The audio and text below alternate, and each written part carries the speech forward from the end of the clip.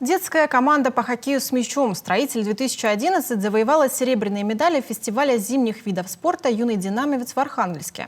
Это был дебютный выезд наших юных спортсменов за пределы республики. За 3 дня напряженных ледовых баталий ребята обыграли 4 команды из 5, в том числе и архангельский «Водник».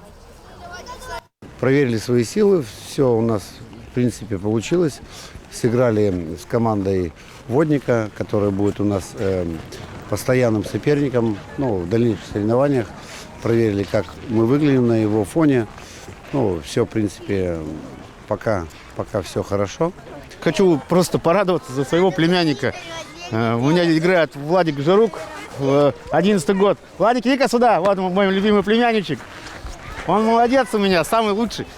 Все, конечно, хороши, но он сегодня молодец. Приехал. Сколько голов забил? 6. Я просил 5, на 1 гол больше.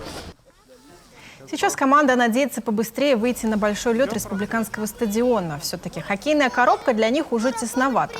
Впереди ребят ожидает турнир «Плетеный мяч», который соберет сильнейшие команды северо-запада.